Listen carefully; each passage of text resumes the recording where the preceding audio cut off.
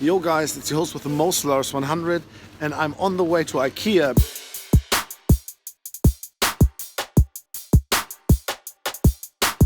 Tomorrow there will be the drop of the Virgil Abloh and IKEA markerad collection, and as I love IKEA, as hopefully everybody knows, what are my thoughts about the collection itself? I mean, a lot of people slag Virgil Abloh off. They say he's a hack, that basically he's just ripping off other designers' work and so on and so forth. I mean, to be honest with you, I'm not a really massive Off-White fan. I think I'm too old for this shit. But he's super successful and he has been appointed the menswear director for Louis Vuitton. So, I mean, what can you say? He might be not my favorite designer of all times. He might be very much about hype. But, well, streetwear always has been about hype. High fashion has been all about hype as well. I mean, maybe Virgil Abloh's appointment at Louis Vuitton really shows how much hype is really now part of the game, because I really think that when Marc Jacobs was at Louis Vuitton, I mean, that guy was a trained fashion designer. So although he did like very bright pieces, he got, for example, Murakami on board, and he did the Steve Sprouse collection. So that was very iconic for Louis Vuitton, and very loud and brash as well. So Marc Jacobs already, you know, hyped up Louis Vuitton like that. But I really feel that Marc Jacobs still had the craftsmanship, while Virgil Abloh, I mean, it's debatable how much he's actually doing. I mean, he's basically not a trained fashion designer. But that doesn't really count. He has his fans, he has his following, he apparently knows what the street wants.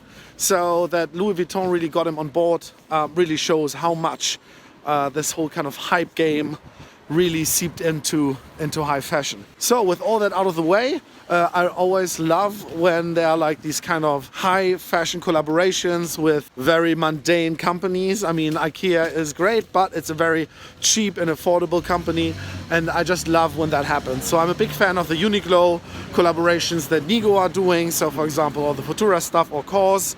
I'm at a point where I really feel I want to wear what I want, and I don't want to pay crazy money, and I'm tired of queuing up all the time. So I'm all in favor of creating pieces with hype artists, but for affordable prices. So what does that mean about the Virgil Abloh and IKEA collaboration? I feel if Virgil Abloh would have been attached to the pieces, people wouldn't really care that much. It's basically the resale prices people are excited about, and yeah, that they feel that they can put a piece of the Virgil Abloh hype in their room without having to pay crazy prices. Like always with such collabos, there are pieces which are stronger than others. I mean, I'm pretty sure if you're interested in this, you already checked out the whole collection on Hypebeast.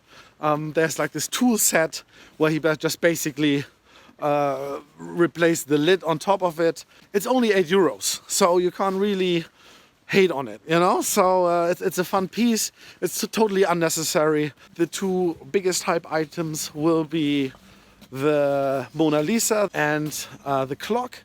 I think the clock is personally for me the most designed piece. I really like it that you can't really see what's going on, and it has this nice shadow on it, where basically the type, which just says temporary, is kind of creating this shadow on the clock. I think that's pretty cool.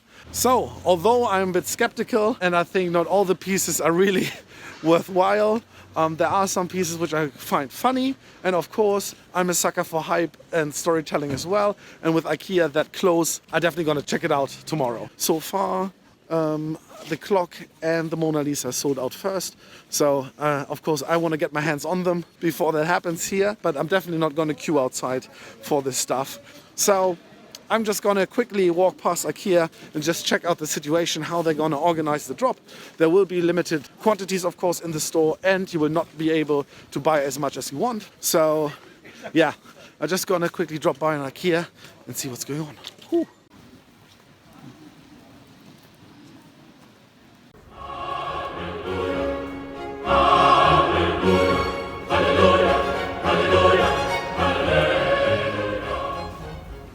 I got all the info that I needed. Wow, it seems to be actually a very, very limited drop.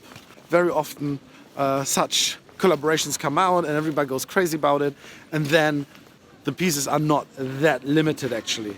But from what I just heard from the IKEA employee, it is very limited, and once it's gone, it's gone.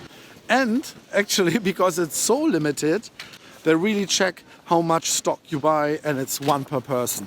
So it's gonna be really, really interesting to see how big the queue will be, because I'm so sure, like all the kids, they're totally onto that resale game these days. Supreme really taught them.